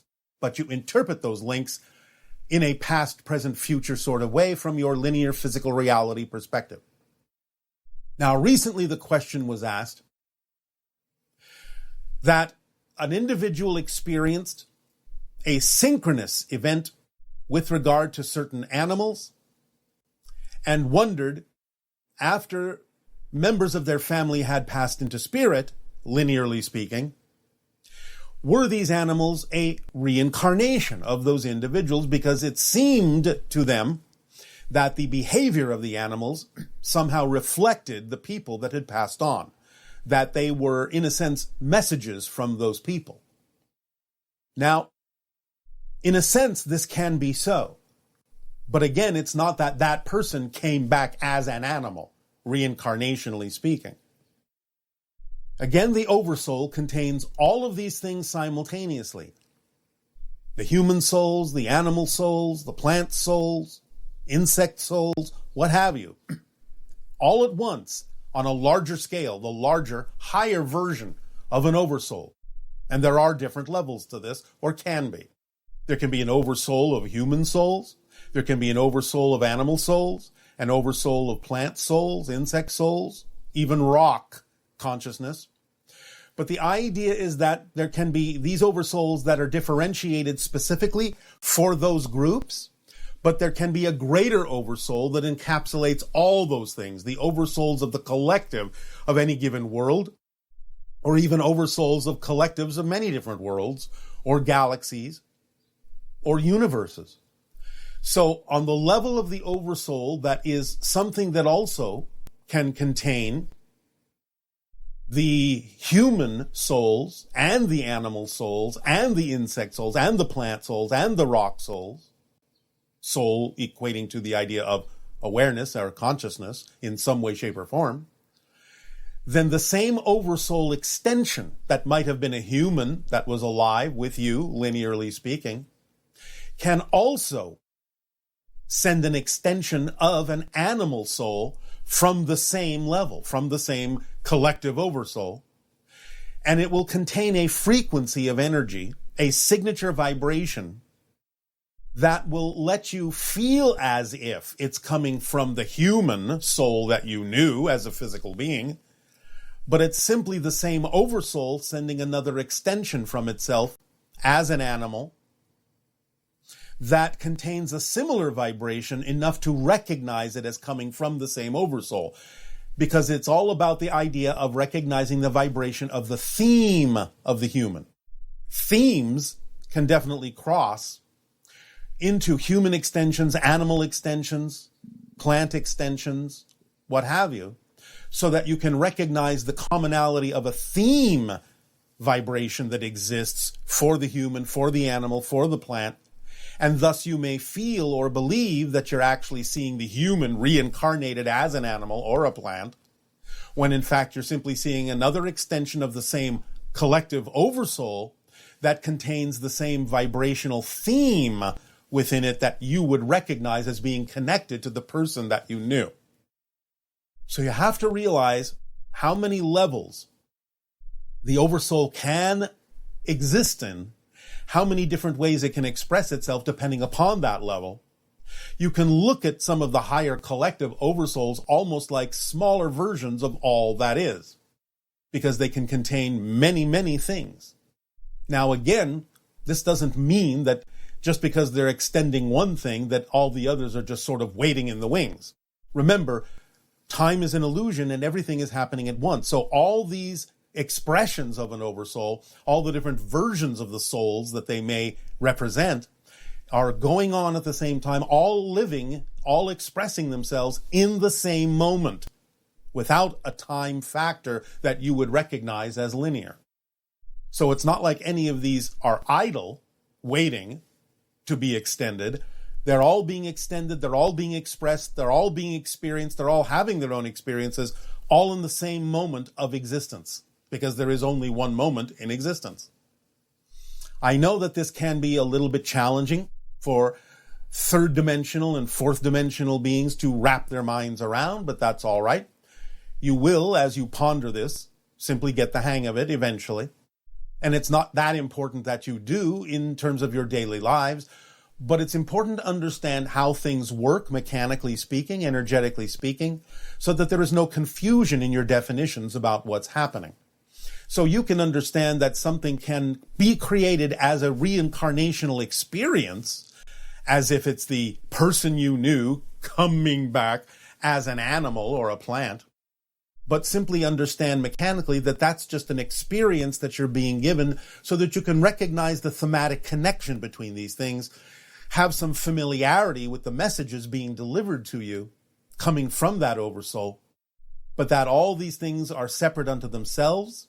All these things are having their own individuated experiences, as humans, as animals, as plants, as insects, as rocks, as whatever.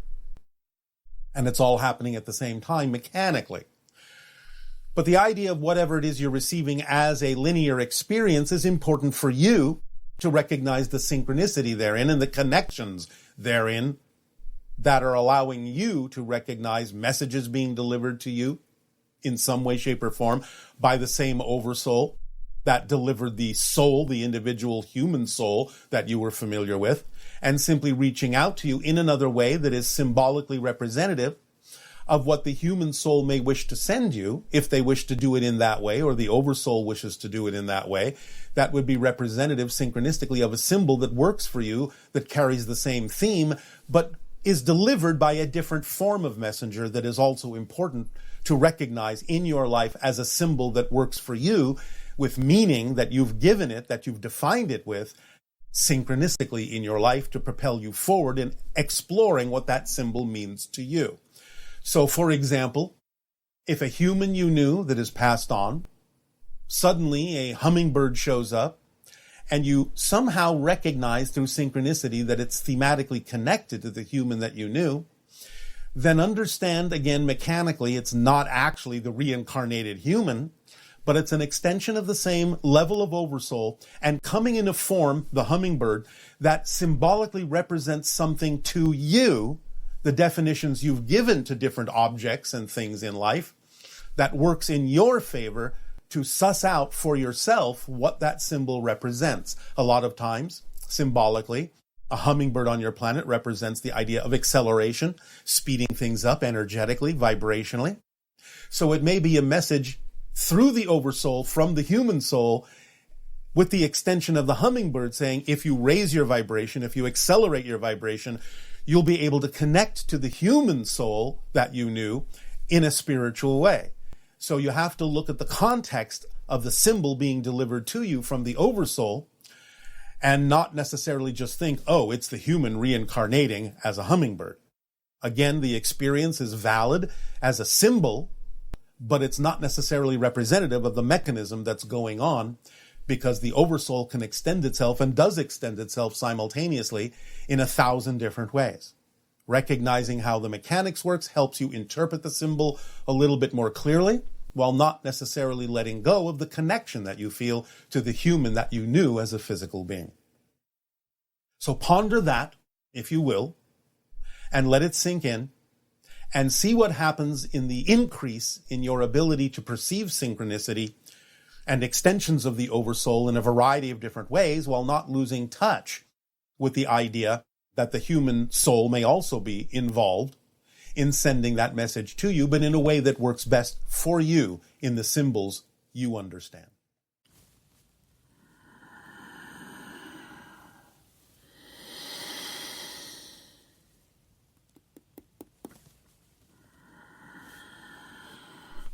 All right, I'll say good day to all of you this day of your time.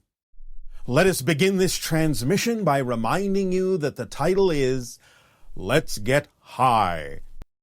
Now, this is meaning in the word high, capital H period, capital I period, capital G period, capital H period. And we would now like to explain what this is all about. In the changes that are now taking place in your society and around your world, and as we continue through the passageway that we have called the eye of the needle, where you are going to go through whatever process is necessary to divest yourself of the belief systems that no longer align with who you prefer to be, and let them go so that you can accelerate through this passageway toward the new beginning of the window of open contact in your year of 2023, we would like to share with you a state of being that is important for you to generate for yourselves as often as possible, every day, if possible, that will help you slip through this passage more easily and deal with whatever it is that comes up during this time. So let us begin to explain what this high vibrational formula actually represents. It is different emotional states, different energy states in this one word, represented by these 4 letters. That is a particular formula or equation of energy that will allow you to remain grounded, but at the same time allow your consciousness to expand in very specific ways that will see you through any challenges that may come up as you move forward through this passageway. The first H stands for honesty. It is of critical importance in this time for you to express the idea of honesty in your lives. Now, of course, we are talking about the idea in general of not necessarily telling lies, although that's not really what the idea of this honesty state of being is about.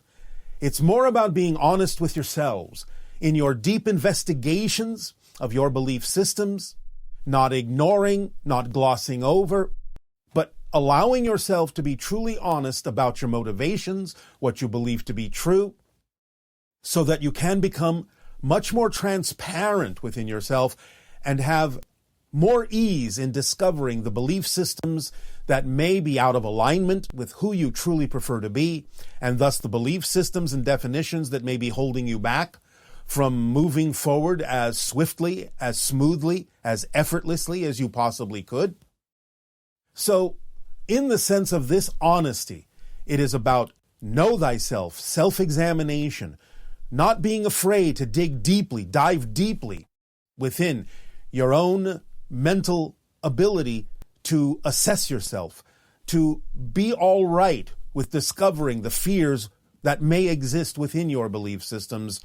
In other words, not being afraid to be afraid, and knowing yourself more clearly, more truly, and allowing yourself then to let go of those things that do not allow you to perpetuate that clarity, that honesty of your own being, and presenting yourself in the world that way as the honest, true self.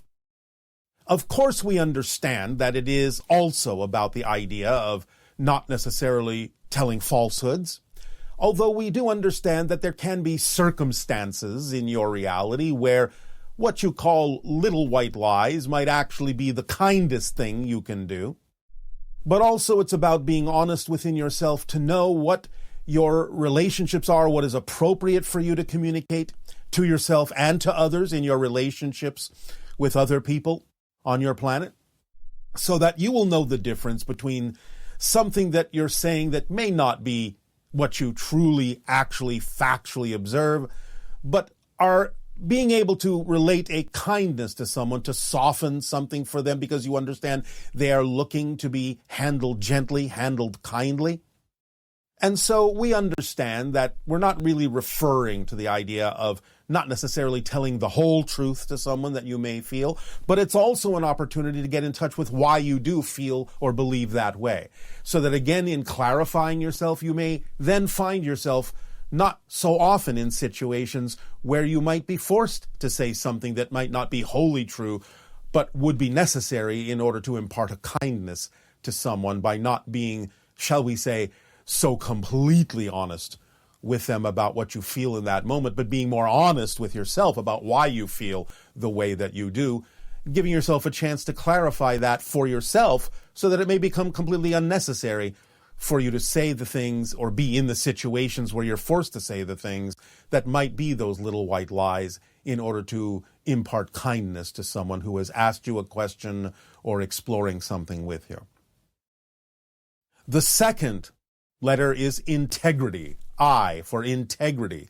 And this again amplifies the idea of being a holistic being, true to yourself, having your own understanding of your ethical standards, your own concept of the morals, and allowing yourself to stick with them, of not having contradictory or conflicting belief systems within yourself that allow you to act one way in one situation and a completely different way as a different person in another situation, but maintaining the integrity of what you believe to be true about yourself so that you move forward in a holistic way, not split, not in conflict, not necessarily presenting more than one identity or one face to others so they can understand more clearly and more transparently who you truly are, so that they will understand who they are really in a relationship with. So you are not fooling them or faking them out or changing your mind every other second to confuse people as to what you stand for and who you are. Having the integrity to be integral, to be allowing all of the aspects of your being to function harmoniously, harmonically, synchronistically with themselves, so that you present yourself to yourself and to the world as a particular frequency that is representative of your truth, who you truly are, and not creating confusion and the idea of misunderstanding and misrepresentation and misinterpretation about what it is you do stand for in your life, in the world, what is really the truth for you, after an honest self-examination of honesty in getting to the core of who you are and what you really need, and letting go of those fear-based beliefs that may cause confusion within you and confusion within others about who they are dealing with. So we have the idea of the honesty within the self, the integrity to move forward as the true self, with all components and aspects of consciousness in alignment. And then we move to the G, which stands for gratitude. So you have honesty, integrity, and gratitude for your life, for who you are, for your existence. For that is the true core of what you call prayer, is simply being in deep appreciation and deep gratitude for what is and who you are, and even the things that may manifest in your life as the challenges, as the things you may not necessarily objectively prefer, and still knowing that they are there manifesting for a reason that can serve you, to be always in a state of appreciation and gratitude for what is in your life, not focusing on what isn't in your life, as we have said before in the AAA formula of acknowledging what is there, not what is not there, allowing it to move forward after you have given it deep appreciation for being there, because you know you can use it in whatever way is necessary to enhance your life in a positive way, to get a benefit out of it. Therefore, it doesn't really matter what it is. So be appreciative and grateful in a state of gratitude for everything that manifests, for where you're at and what you've learned and how you can move forward by taking those lessons with you, not so much dwelling on the past, but being in the present so that you can move forward into your future in a way, again, that brings the honesty and integrity with you as you remain in a state of gratitude and appreciation for who you are and what you are experiencing in this physical reality that you have chosen to explore. And then, finally, in this formula, the final H, which, as some of you may be surprised to learn, stands for humility. The idea of remaining grounded as you expand your consciousness. The idea of allowing yourself to rely on the obvious and to not necessarily allow yourself to become too enamored with your expansion. Allowing yourself to remain on a level where you are relatable, where you can, in a sense, allow others to be able to interact with you in a way where you are approachable, where you can interact, where you are an inviting individual in that sense, not pushing anything on anyone, not necessarily needing anyone to know anything in particular about whatever gift you have to give. For there will always be an audience if you have a gift to give. That is absolutely certain, or you wouldn't be excited about the gifts that you are giving from yourself. But the idea is to remain grounded and humble with the things that you are giving out, that you are sharing, that you are being. Stay centered, stay focused within yourself, and know that the importance is simply being the reflection and the mirror for others, to allow them to be of service to them, to allow them to become more of who they are through their interactions with you, for that is the core of every relationship, no matter what kind, is to be there for the other, to allow them to become more of themselves, even as they ideally choose to do that for you. So in remaining humble In humility, you can, as equals, move forward, none being greater or more valid than any other, and allowing yourself then, with the idea of honesty, integrity, gratitude, and humility, to form a particular bubble state of being, a particular formula of vibrational frequencies and energies that will carry you through in a very sacred way through the months and years to come, and allow you to slip more smoothly through this passage, through the eye of the needle, so that eventually you can emerge as a being that is in synchronous harmony with itself, with all life around it and within it, and allow yourself to be known for who you truly are, so that none have to fear that you have any particular outside agenda or hidden agenda about expressing yourself and your creativity and your passion in the world, but that you do so only to give the gifts you have to share, to be of service to others, and to be your true self, so that all know who you are, who they're in a relationship with, and can benefit from the reflections that you give as the mirror in whatever relationships you form, thus inviting others to do the same for you. So with honesty, with integrity, and with gratitude and humility, we will extend to each and every one of you our deepest appreciation and unconditional love in moving forward together in harmony with us, being that is your choice, of course.